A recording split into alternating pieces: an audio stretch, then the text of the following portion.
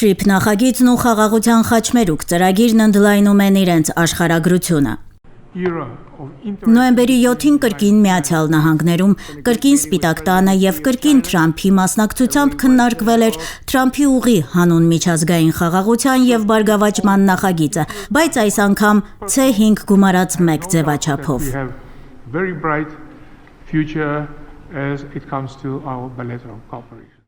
Նախագահ Թրամփը լավատես է, որ հանդիպման մասնակից Կենտրոնական Ասիայի 5 երկրներից յուրաքանչյուրը կշահի Հարավային Կովկասում հաստատված խաղաղությունից, եթե օգտվի այդ համաձայնագրի ստեղծած հնարավորություններից։ Մի քանի օր անց արդեն նույն նախագիծը նորից նոյեմբերին քննարկվել է Աստանայում շահագրգիռ կողմերից մեկի հետ՝ Հայաստանի Հանրապետության վարչապետ Նիկոլ Փաշինյանի Ղազախստան կատարած պաշտոնական այցի ընթացքում։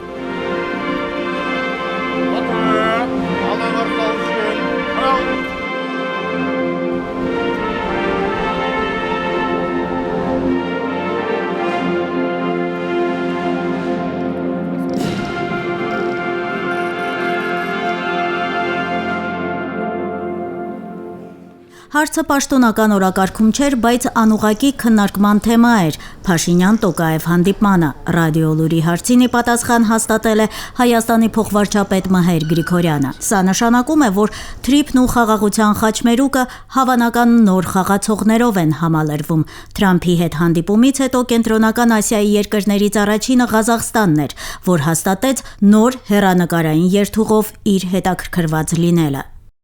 Թե Թրիփը եւ թե խաղաղության խաչմերուկ նախագծերը ունեն շատ լուրջ ռեգիոնալ նշանակություն եւ շատ հստակ տեղավորվում են լոգիստիկ քարտեզի վրա մեծ ռեգիոնալ իմաստով եւ ես կարծում եմ մեծ հաջողություն կլինի, որովհետեւ մենք երբ որ մենք այդ նախագծերը ավարտի հասցնենք, դուք կզգաք, թե ռեգիոնում, տարածաշրջանում ինչ ադապտացումներ են տեղի ունենում լոգիստիկի իմաստով։ Անհնարին է, որ մեծ լոգիստիկ նշանակություն չունենա խաղաղության խաչմերուկը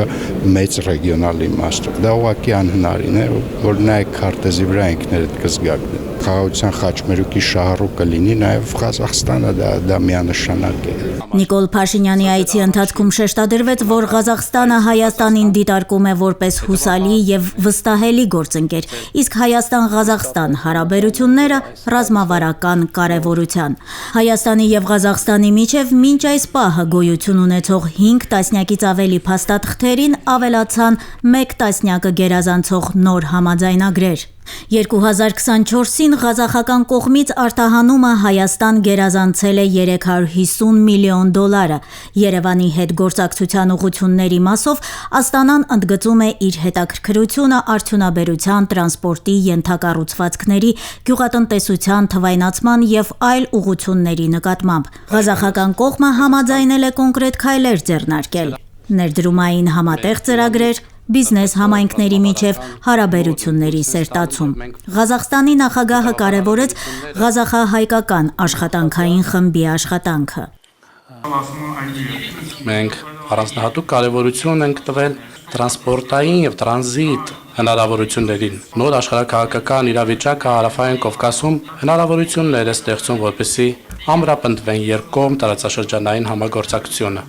Այսպիսի նախագծերը հյուսիս-հարավ նախագիծը, ինչպես նաև միջանցքի նախագիծը համապատասխանում են երկու երկրների շահերին եւ հետեւաբար տրանսպորտային համագործակցությունը կբացի մեծ հնարավորություններ երկու երկրների համար։ Այն բանից հետո, երբ ղազախական ցորենի առաջին խմբաքանակը Ադրբեջանի տարածքով հասավ Հայաստան, Ղազախստանը որոշեց ամրապնդել փոխգործակցությունը գյուղատնտեսության ոլորտում եւ ապահովել կայուն մատակարարումներ։ Ցորենի առաջին խմբաքանակի տեղափոխումը Աստանան կարևորում է ոչ միայն տնտեսական, այլև քաղաքական տեսանկյունից։ Հայաստանի փոխվարչապետի ներկայացմամբ իրադարձությունը Երևանի համար մի քանի կարևոր նշանակություն ունի։ Դե տեսեք, Ցորենի ներկրումը ցույց տվեց, որ դա ռեալ լուրջ հնարավորություն է եւ ռեալ լուրջ ալտերնատիվ է։ Մենք շատ դեպքերում փորձագետները փորձում են գնահատել լոգիստիկ արժեքը կամ ապրանքի արժեքը, բայց դա շատ նեղ մոտեցում է։ այդ հարցին պիտի ավելի լայն նայել։ Այսօր շատ կարևոր նշանակություն ունի միջազգային առևտրում լոգիստիկ ծախսերը եւ լոգիստիկ հնարավորությունները եւ նաեւ կախված սեզոնայինությունից եւ այլ բազմաթիվ հարցերից։ Եվ Ղազախստանի հետ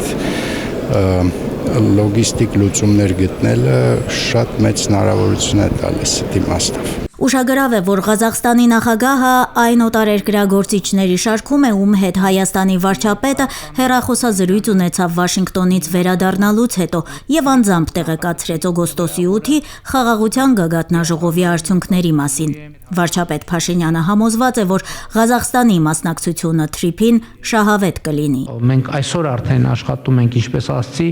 թրիփ ռուտ նախագծի վրա, որը կարծում եմ էականորեն մեծացնելու է նաև Հայաստանի եւ Ղազախստանի միջև երկկողմ տնտեսական գործակցության հնարավորությունները, ինչպես նաև մեծացնելու է թե Հայաստանի, թե Ղազախստանի արտահանման պոտենցիալը Հայաստանի դեպքում դեպի արևելք, Ղազախստանի դեպքում դեպի արևմուտք եւ մենք իհարկե շատ ուրախ ենք, որ Ղազախստանը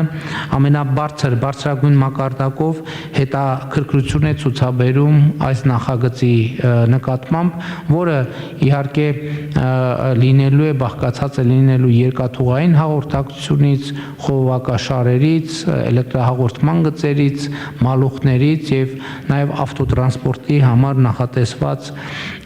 ենթակառուցվածքները Հայաստանը եւ Ադրբեջանը պատրաստակամություն են ցուցաբերել տրամադրել միմյանց։ Ակնկալվում է, որ ապրանքաշրջանառության որակն ու մակարդակը առաջիկայում պետք է փոխվի ըստ ստորագրված պայմանագրերի։ Օգոստոսի 8-ի Վաշինգտոնյան հանդիպումների արդյունքներով Միացյալ Նահանգների հետ մի շարք փոխըմբռնման հուշագրեր են ստորագրվել, որոնցից մեկը վերաբերում է բարձր տեխնոլոգիաների եւ արհեստական ինտելեկտի ոլորտում գործակցությանը։ Միացյալ Նահանգների կառավարությունն արտահանման լիցենզիա է տրամադրել Nvidia ընկերությանը եւ Firebird ընկերության ներդրումային ծրագրի շրջանակներում նախատեսվում է շուրջ $500 միլիոն ներդրում Հայաստանում։ Հաշվի առնելով, որ Ղազախստանը բարձր տեխնոլոգիաների թվայնացման ոլորտում շատ լուրջ հաջողություններ ունի, գործակցություն է նախատեսվում նաև այդ ուղղություններով։ 2026-ին օրինակ կբացվի Թումո Աստանա կենտրոնը, որը արդեն նաև իր տեղն ունի Alem AI արհեստական բանականության կենտրոնում։ Հայաստան-Ղազախստան հիմնական առաջադրանքներից է չվերթների հաստատումը, կան արդեն կոնկրետ ծրագրեր։ Ղազախստանի որոշումը միանալ Թրամփի ուղի ծրագրին շատ ավելի մեծ նախագծի մաս է, քան ուղղակի երկկողմ համագործակցություն։ Այս ամբողջ քննարկումները միջին միջանցք եւ նաեւ Վաշինգտոնյան հռչակագիր եւ այդ միջազգային խաղաղության եւ բարեկեցության Թրամփի ուղու կամ թրիփի վերաբերյալ, ելի այս ամենը ներկայացում է որպես կենտրոնական Ասիան, Թուրքիան եւ Եվրոպային կապող այլընտրանքային ուղի։ Եվ գիտեք, հիմա նույն արևմուտքում շատ վերլուծաբաններ կան, որոնք ասում են, իհարկե վերջին 20 տարում Վրաստանը ծառայեց որպես Թուրքիան, Ադրբեջանին եւ կենտրոնական Ասիան Թուրքիային կապող ուղի, բայց քանի որ այնտեղ այո սրվում են հարաբերությունները արևմուտքի հետ եւ կա ռուսական ազդեցության որոշակի աճ, շատ փորձագետներ կասկածի տակ են դնում վրացական տրանզիտի հուսալիությունը եւ հետեւաբար իրենք ասում են, որ մեծ անհրաժեշտ է այլընտրանքային տրանզիտ եւ այս թրիփի գաղափարը, որ կենտրոնական Ասիան կարող է կապվել Թուրքիայի հետ նաեւ Ադրբեջան-Հայաստան տարածքով, ոչ միայն Ադրբեջան-Վրաստան, շատերը ասում են դրա նպատակը նա է, որ եթե Վրաստանը շարունակի այս ճանապարհով ընթանալ եւ ինչ որ մի պահի Ռուսաստանը ունենա այնքան ազդեցություն, որ փորձի խոչընդոտներ ստեղծել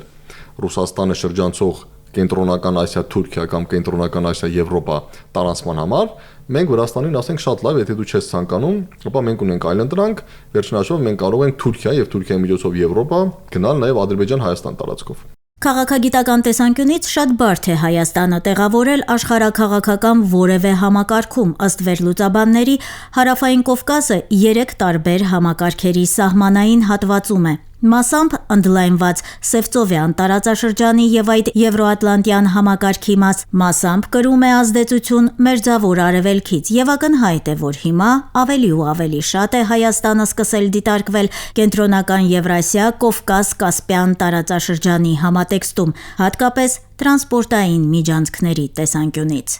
Լենա Բադեյան, Արգիշտի Վասակյան, Ռադիոլուր, Աստանա, Երևան։